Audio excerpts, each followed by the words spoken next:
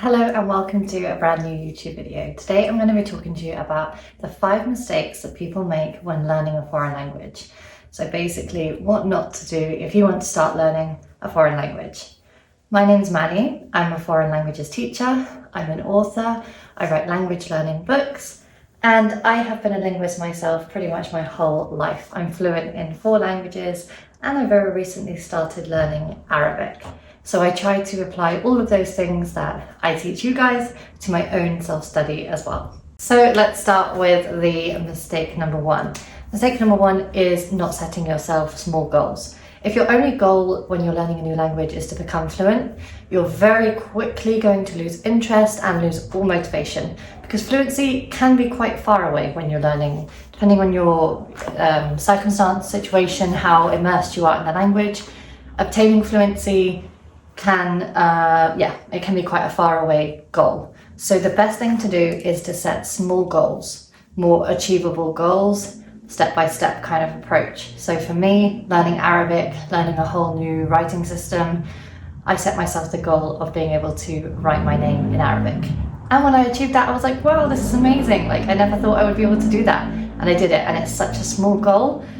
But it took me a while and I got there. If my only goal was to become fluent in Arabic, seriously, I would have given up after the first class. So set small goals. It doesn't have to be knowing how to write your name. Obviously, it depends on the language that you're learning. If it doesn't have a whole new writing script, then you probably don't really need to know that. But it could just be setting yourself the goal of being able to introduce yourself confidently in that language, or being able to have a very simple conversation. And once you've achieved that goal, you set the next goal. Fluency, that will just come along the way. So that shouldn't be your goal. Mistake number 2 is using old school textbooks that just do not motivate anyone. Those textbooks that are full of text, so they seem like there's a lot of content, a lot of value in there, but actually all it's going to do is just put you off. So I'm all about bite-sized learning. This is why I love Duolingo. Not an ad, not sponsored, although no, that would be quite cool. I love the Duolingo style approach to learning a language. It's all about bite-sized chunks of learning, so small bits of learning to help you, just practice little and often every day. So avoid those big textbooks. So you're never going to get through it. You want something that you can really, a course that you can actually complete. Now, like I said earlier, I am an author, I write language learning books, and my approach is similar to the Duolingo method, which is all about bite-sized learning. So I write textbooks for adults. I also have textbooks for kids, but I'm just going to show you my adults textbooks. They're not really textbooks. They're learning books, which is what I call them, and they feature all kinds of bite-sized learning. So for example, you are going to get a page like this with all your theory on it. So it's not overwhelming. It's just enough. It's what you need. It's just the essentials. And then you have space to practice, do loads of exercise.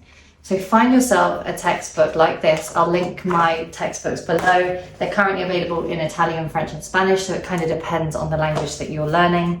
But they are an excellent approach to alternative to traditional style textbooks, which can be really off-putting when you're learning a language. Number 3 is not speaking, not working on your pronunciation. Speaking is usually one of the most important goals for people, is to be able to speak the language. But it's one of those things that's the hardest to practice. And so therefore it's one of those things that gets neglected by people in their language learning study.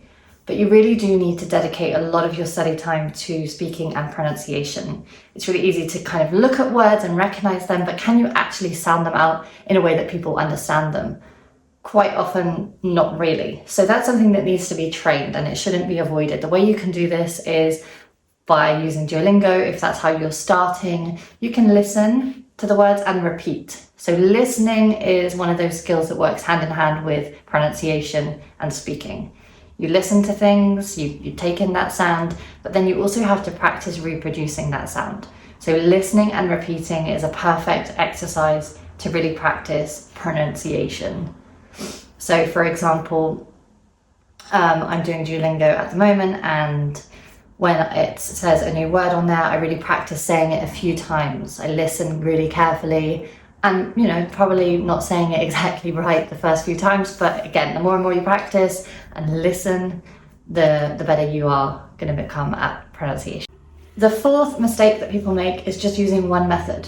So for example, only using Duolingo or only using a textbook and expecting results. Language is about different skills.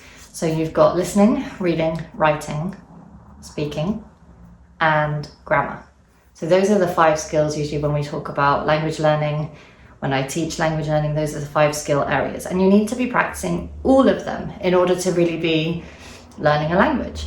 So the way you can do that is by combining different methods. So you can be using Duolingo because it's brilliant, it's easy daily practice. You can then be using a book, so you're writing stuff down and also reading longer chunks of text. You can watch YouTube videos, YouTube vlogs, that kind of thing. So you're actually immersing yourself in the language and hearing the language being spoken, and then obviously speaking. If you have somebody to speak to in that foreign language, then that's great, but not everybody does, and that's fine. You just have to get comfortable with talking to yourself. So talking through your to-do list of that day, say it out loud, say it in that foreign language, or anything new that you've learned, just have a little conversation with yourself. Just get comfortable talking to yourself. It can actually be quite fun, and it's the best way to practice speaking if you don't have a speaking partner.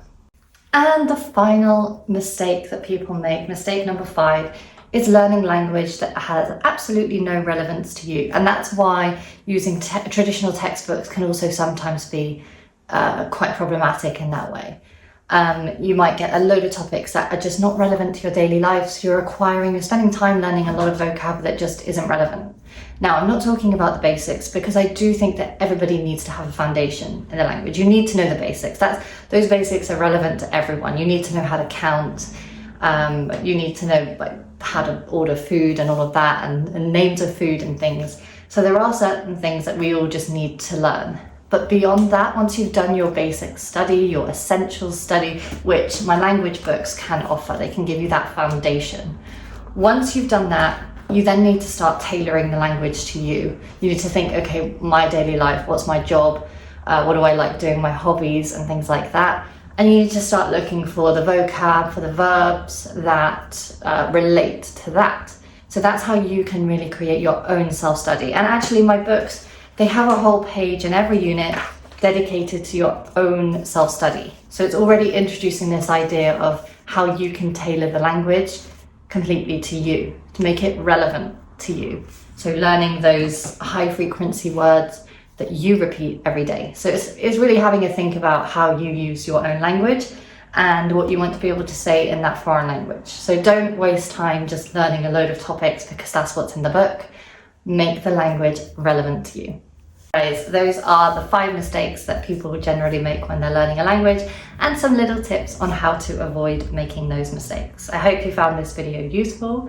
Let me know in the comments which language you are learning. Like I said before, I'm learning Arabic, but as a speaker of 4 languages, I do believe that you've never fully ever finished learning a language. So, let's just say I'm actually learning 5 languages at different levels.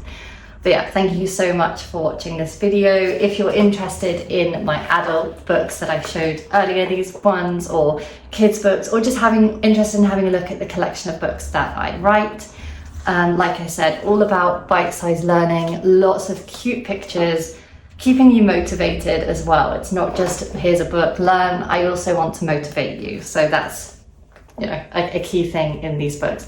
And yeah, if you are interested in those, I'll leave a link to my website below. They are available on Amazon worldwide. Thank you so much, guys. I'll see you in the next one.